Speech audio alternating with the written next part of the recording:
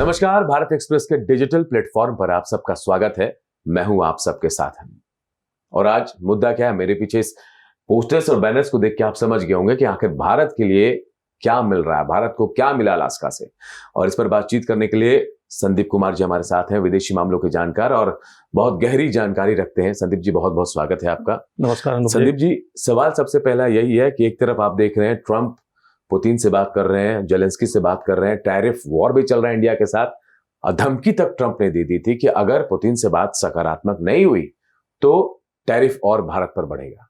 और रूस, आप जानते हैं, भारत का बहुत अच्छा दोस्त है। तो इस अलास्का वाली मीटिंग से सबसे पहला सवाल ये, क्या मिला भारत को? सबसे बड़ी बात है कि क्या मिला भारत को, इससे बड़ा सवाल है कि दबाव में कौन है। दबाव में भारत है, रसा है, कि ट्रंप खुद दबाव में है। और ट्रंप का वो कौन सा दबाव है जो उनको अलास्का मीट के लिए, जिस पुतिन को बाहर निकलने नहीं दे रहे थे रसा से बाहर कि हम अरेस्ट करवा देंगे जी, उनको क्या ऐसी जरूरत पड़ गई कि अलास्का में मीट करने के लिए तैयार हो गए। वो वही अलास्का था जो रूस ने कभी दे दिया था, है ना। आप इस तरह से आप देखते हैं कि दबाव में ज्यादा है ट्रंप खुद, क्योंकि ट्रंप से पहले जो सरकार रही अमेरिका में, वो जिस तरह से उन्होंने अपने हिसाब से डिफाइन किया कोरोना पीरियड में, और उसके बाद जिस तरह से वो बार बार ये कहते रहे कि चाइनीज वायरस है, ये है, लेकिन इसका अल्टीमेटली क्या उनका क्या इम्पैक्ट रहा है। इम्पैक्ट ये रहा कि आज अगर अमेरिका की अर्थव्यवस्था को देखा जाए तो महंगाई दर बढ़े हुए हैं, वहां पे अर्थव्यवस्था अच्छी स्थिति में नहीं है।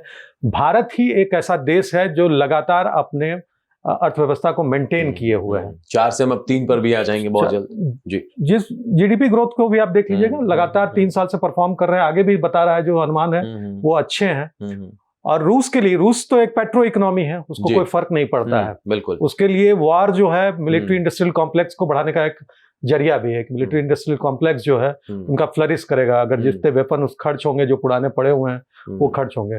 तो वॉर का दो तरह का इम्पैक्ट होता है। एक होता है वॉर जिससे आम आदमी बहुत दुखी होता है, और दूसरा होता है कि वॉर जिससे किसी देश को फायदा होता है।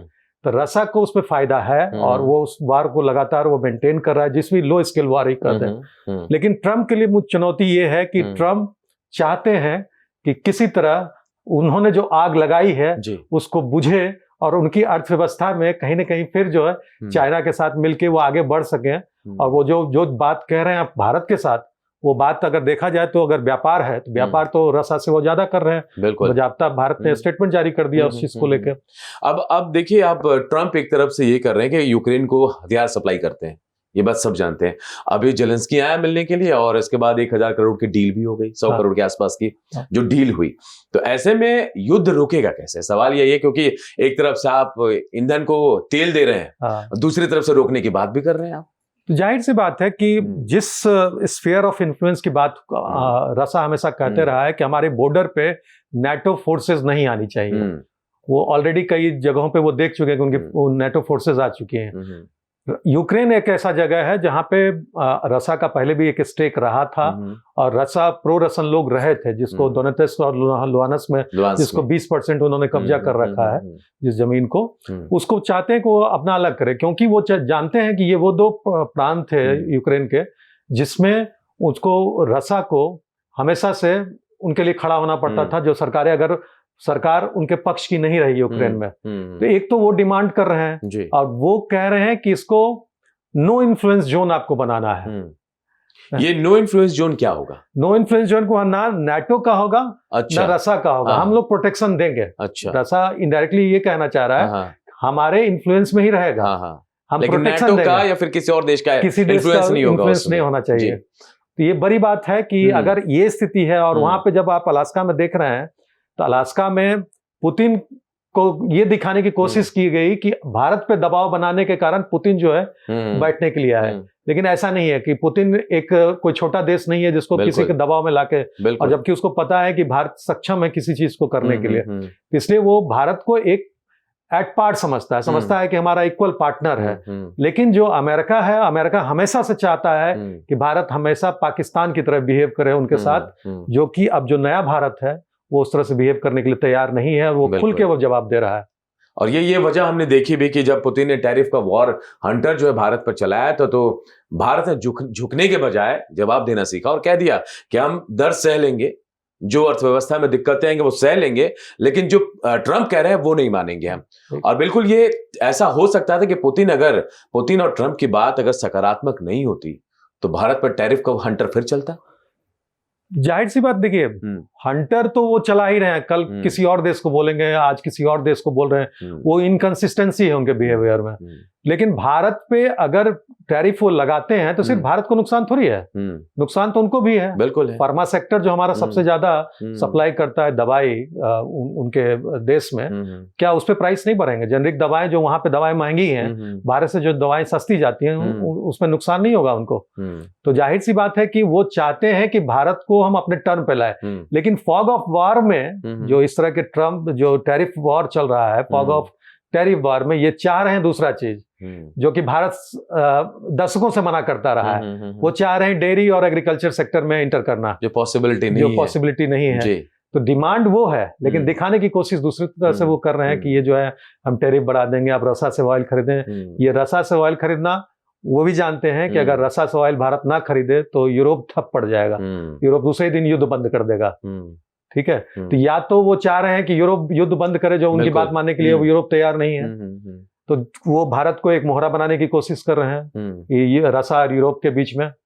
तो जो काम वो खुद नहीं कर सकते हैं, भारत पे दबाव बना के करवाना चाहते हैं और कहते हैं कि हम सुप्रीम पावर हैं और हम जो है उसको उसके बदले में हमको नोबेल पीस प्राइज दे दो और ये दे दो, सारी डिमांड उनकी है। नहीं, अगर सुप्रीम पावर है तो सुप्रीम पावर तो भाई कुछ भी कर सकता है, लेकिन कर नहीं पा रहे। इसके लिए पुतिन को मनाना पड़ रहा है, उधर जेलेंस्की को मनाना पड़ रहा है। और पिछली बार आपने देखा जेलेंस्की के साथ मीटिंग हुई थी, बीच मीटिंग में बहस हुई थी।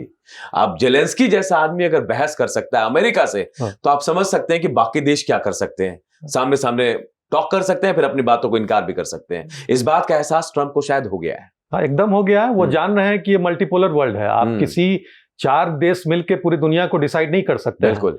भारत एक डिसरप्टिव कंट्री के रूप में उभर के आया है कि जिस तरह से, जैसे जब वॉर चल भी रहा था और टैरिफ लगाया जा रहा था, तो आप सुने होंगे कि रसा के जो फॉरेन मिनिस्टर, उन्होंने क्या कहा था, भारत और चीन को लड़ाया जा रहा है पाकिस्तान के बहाने।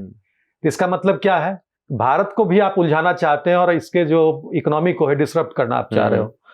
तो जाहिर सी बात है भारत उस चीज में ट्रैप में नहीं आना है। चाइना तो पहले भी युद्ध नहीं करना चाहता किसी से डायरेक्ट, इसलिए मल्टीपोलर वर्ल्ड में उनको पता है, लेकिन फिर भी वो एक प्रयास कर रहे हैं जो शायद असफल ही होगा। और सफलता के ये अलास्का ही क्यों, मतलब कोई दूसरी जगह पे मीटिंग हो सकती थी, या अलास्का को क्यों चुना ट्रंप ने? आखिर क्या मैसेज देना चाहते थे ट्रंप? अलास्का एक देखिए एक ऐसा जगह है जो अलास्का को कभी रसा ने दे दिया था। ठीक है, जो जिस रसा की धरती जो उसको सौंप दिया गया था। और वो एक ऐसा जगह है कि पुतिन जाते नहीं वहां पे, अमेरिका वो जाते नहीं। ठीक है, और ट्रंप रसा आते नहीं। तो दूसरा किसी यूरोप में भी कोई ऐसा सिचुएशन नहीं है कि पुतिन चले जाएं वहां पे। ठीक है, भारत इन सब चीजों से अपना बच रहा है कि रसा जो खुद हैंडल जैसे करने की कोशिश कर रहा है, उसमें ठीक है। भारत का भी अपना स्टैंड है कि क्यों हम 2 सुपर पावर के बीच में जाएं।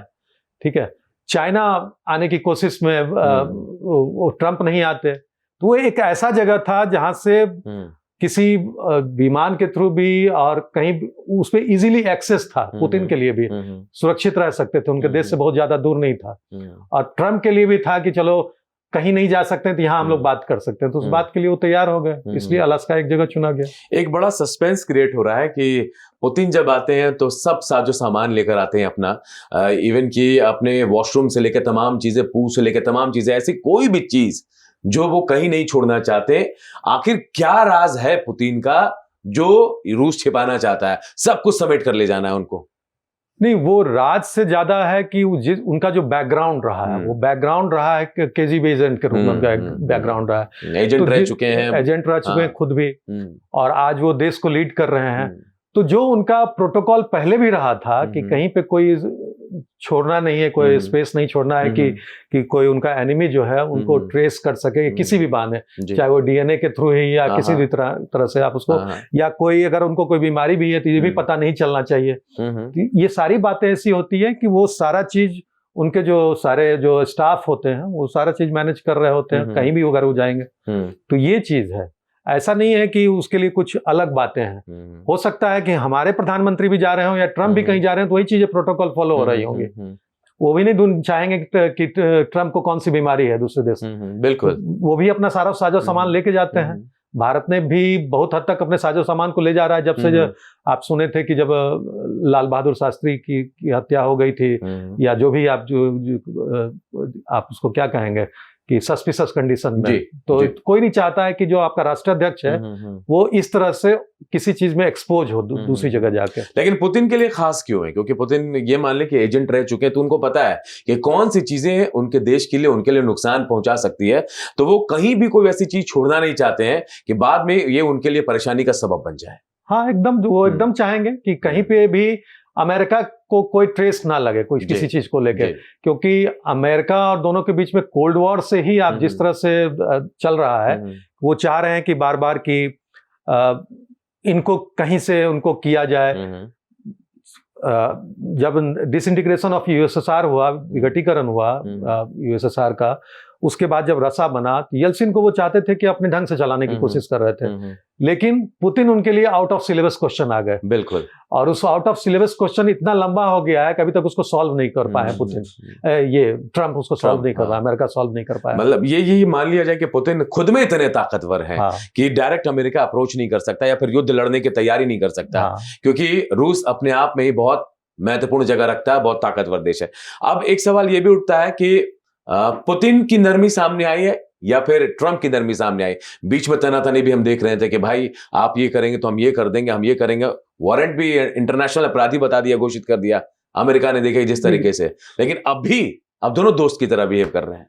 सारे हथकंडे अमेरिका ने अपना लिए रसा के खिलाफ, पुतिन के खिलाफ। अब वो हथकंडे काम नहीं आ रहे हैं, ठीक है। कभी वो भारत पे दबाव बनाकर, किसी और देश पे दबाव बनाकर वो चाहते हैं कि पुतिन को बैठक के लिए बुलाया जाए। पुतिन ने बोल दिया चलो बैठ ही लेते हैं तुम्हारे साथ, तो पुतिन बैठ लिए उनके साथ। लेकिन पुतिन के मर्जी के बिना नहीं हो सकता, पुतिन के मर्जी के बिना हो ही नहीं सकता है। 3 साल से युद्ध लड़ रहे हैं, वो अभी रोक नहीं रहे हैं, उनको फर्क ही नहीं पड़ रहा है, तो क्या ऐसे ही ट्रम्प के बोलने से वो आ जाएंगे? ये चाहते हैं कि एक स्पेस दें कि आप रुकवाना चाहते हो तो रुकवाओ, हमें कोई फर्क नहीं पड़ रहा है कि हम 3 साल लड़े या 5 साल लड़े। और ये ऐसा नहीं है कि ये आज है, ये रसन हिस्ट्री में रसा का नेचर रहा है। वहां के पॉपुलेशन को देखिएगा कि इतना ज्यादा उनकी जनसंख्या मारी गई सेकेंड वर्ल्ड वॉर में, फिर भी उनको कोई फर्क नहीं पड़ा, एक मजबूत देश के रूप में उभर के आया है। तो यहाँ तो मजबूरी हम सीधे सीधे कह ले कि ट्रम्प की मजबूरी, और ट्रम्प कमजोर पड़े हैं, पुतिन के सामने गड़गड़ा रहे हैं। हाँ, एकदम ट्रम्प कमजोर पड़े हैं। वो उनके लिए एक ऐसा क्वेश्चन है इस रसा यूक्रेन वॉर को रुकवाना, जिसको वो सॉल्व नहीं कर पा रहे हैं। इसलिए ये सारा जो उनका जो इनकंसिस्टेंसी है बोलने में और जिस तरह से बयान देने में, ये साफ दिख रहा है कि वो खिंचे हुए लग रहे हैं कि ये क्या हो रहा है, कि हम चाह रहे हैं कि युद्ध रुकवाना, हमने तो शुरुआत कर दी थी, हम अब चाह रहे हैं युद्ध रुकवाना, वो रुक भी नहीं रहा है। उधर यूरोप नहीं मान रहा है, इधर रसा नहीं मान रहा है, जेलेंस्की जो है अपने ढंग से बिहेव करने लगा है। तो ये है, तो ट्रम्प पूरी तरह से इसको, और ये बात भी है संदीप जी कि जिस दिन अगर युद्ध रुक गया, जितनी बातें अभी ट्रम्प करते हैं कि हमने भारत और पाकिस्तान का युद्ध रुकवा दिया, वो तो पूरे विश्व में ढोल नगाड़े के साथ पहुंच जाएंगे कि भाई हमने ये युद्ध रुकवा दिया, अब हमें नोबेल पुरस्कार दे दो। ये चीजें जो जियोपॉलिटिकल सर्किल में या डिप्लोमेटिक सर्किल में आप ये बात चल रही है, वो चाहते हैं कि कुछ बड़ा अवार्ड हमको इससे मिल जाए, ठीक है। लेकिन पुतिन भी नहीं चाहेंगे कि इनको ये क्रेडिट अकेले मिले, अगर मिलना है तो दोनों को साथ मिले। तो इसलिए जाहिर सी बात है कि उनके कहने पे तो नहीं रुकवाएंगे, ठीक है। और नहीं रुकवाएंगे, वो भी उनकी मजबूरी समझ रहे हैं कि क्यों युद्ध रुकवाना चाह रहे हैं, इसलिए ये डिमांड जो हमेशा बार बार ये बढ़ा रहे हैं। पुतिन कह रहे हैं कि मुझे वो जगह चाहिए, और जेलेंस्की कह रहे हैं कि मैं वो जगह नहीं दे सकता, जमीन पे बात नहीं होनी चाहिए।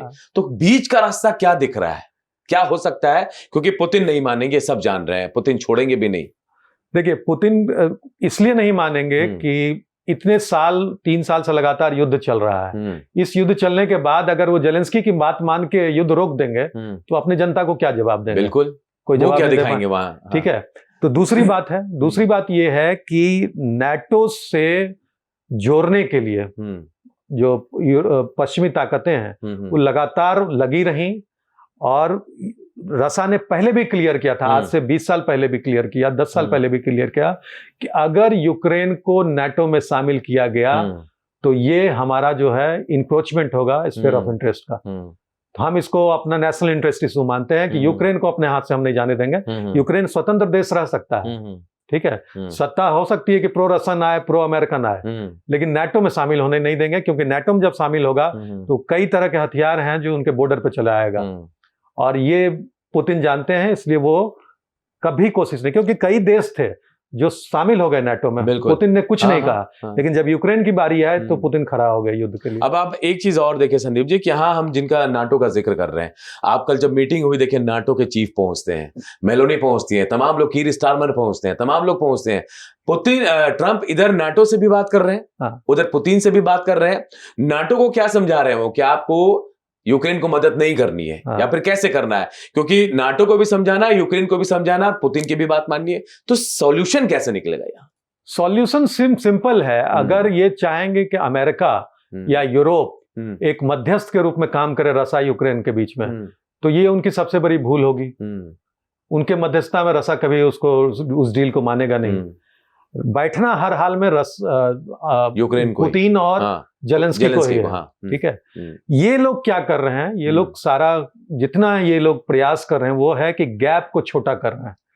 जो पुतिन और जेलेंस्की के बीच जो गैप है उसको छोटा करने की कोशिश कर रहे हैं कि वो ज्यादा बेहतर हो कि दोनों और करीब आवे और बात करें, ठीक है। अभी दोनों दो तरफ जा रहे हैं, और डिमांड जिस तरह से इन्होंने रख दिया है कि हम 20% पे जो हम लोग आर्मी है उस पे हम तो रहेंगे ही रहेंगे, बाकी जगह को छोड़ देंगे, लेकिन हम प्रोटेक्शन दे सकते हैं, लेकिन किसी का इन्फ्लुएंस हम नहीं मानेंगे यूक्रेन में। तो इसलिए जो डिमांड है वो जेलेंस्की उसको मानने की कोशिश, क्योंकि वो भी 3 साल से लड़ रहे हैं इसी फ्रीडम के लिए। युद्ध तो ऐसी चीज है कि देश को बहुत पीछे धकेल देती है, और 3 साल बहुत मायने रखते हैं। 3 साल बहुत मायने, और दोनों के लिए, यूरोप और अमेरिका के लिए बहुत बड़ा फेल्योर होगा अगर ये युद्ध नहीं रुकवा पाएंगे।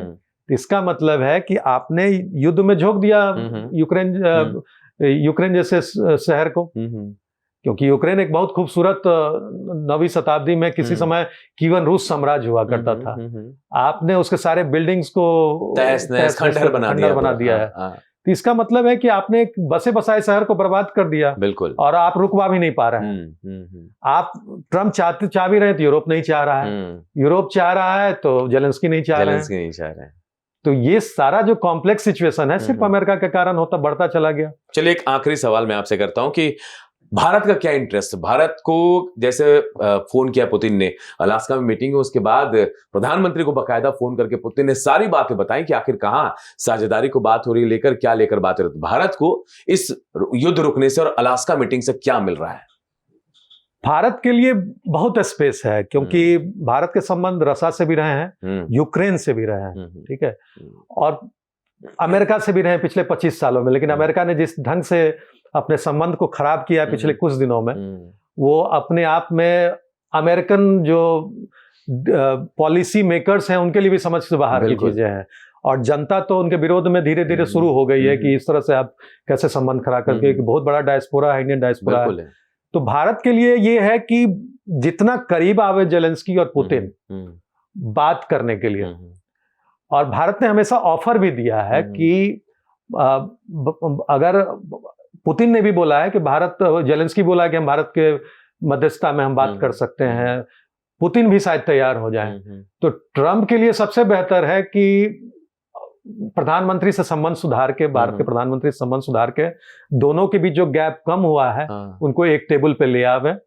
ये एक मेजर रोल होगा भारतीय प्रधानमंत्री के लिए, और जो काम वो ट्रंप नहीं कर पा रहे हैं, और ये हो सकता है कि भारत के प्रधानमंत्री के द्वारा, क्योंकि दोनों से अच्छे संबंध है, भारत का बहुत ज्यादा स्टेक है, आप कई एग्रीकल्चर सेक्टर में आपका वहां पे चलता है, उसके बाद आपके बच्चे दूसरे यूक्रेन में जाके पढ़ाई कर रहे हैं मेडिकल इंजीनियरिंग के, इसलिए संबंध खराब नहीं हुए हैं। भारत हमेशा भी अपना चैनल खुला रखा है यूक्रेन के साथ भी, और रसा तो भारत का स्ट्रेटेजिक अलायंस में रहा ही है। तो इस तरह से आप देखेंगे कि भारत का रोल एक मध्यस्थ के रूप में हो सकता है, लेकिन ट्रंप को इस बात को स्वीकारने में जितना समय लगेगा उतना ही लंबा युद्ध चलता रहेगा। और जाहिर सी बात है, एक बात और मुझे ऐसा लगता है संदीप जी कि भारत को मिलना है चाइना से दोस्ती। क्योंकि जिस तरीके से ट्रंप ने अपना रुख अख्तियार किया, भारत और चाइना आमने सामने, बिल्कुल आमने सामने की लड़ाई वाले लोग अब बिल्कुल करीब आ रहे हैं। आप देखिए विदेश मंत्री यहाँ है और प्रधानमंत्री जाने वाले हैं, तो नुकसान कहीं ना कहीं ट्रंप को ही हो रहा है। ये टैरिफ फॉर इंडिया के साथ करके, और इंडिया और मजबूत हो रहा है। जाहिर सी बात है कि भारत के साथ चाइना के बॉर्डर डिस्प्यूट थे, इकोनॉमिक डिस्प्यूट नहीं थे। बिल्कुल। लेकिन अमेरिका की पॉलिसी के कारण पोस्ट कोरोना फेज में चाइनीज वायरस कह के उन्होंने भारत से संबंध, भारत को अलग किया चाइना के साथ।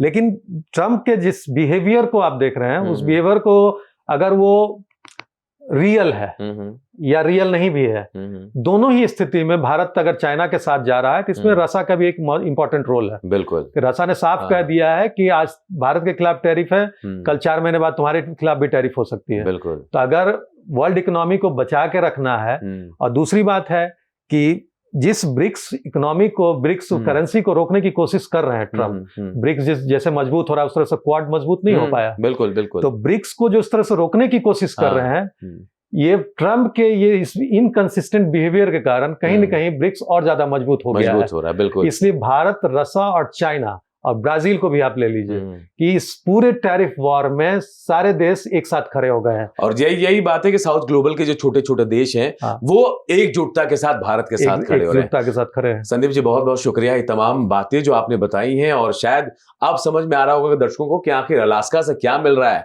अलास्का मीटिंग जो हुई इसके बाद भारत को क्या मिल रहा है। भारत अभी भी प्रोग्रेसिव है और आगे भी रहेगा, चाहे टैरिफ वॉर जैसा भी हो। लेकिन पुतिन और कहीं ना कहीं चाइना भी अब ज्यादा करीब भारत के आ रहे हैं। बहुत बहुत शुक्रिया और भारत एक्सप्रेस से जुड़े रहिए। नमस्कार।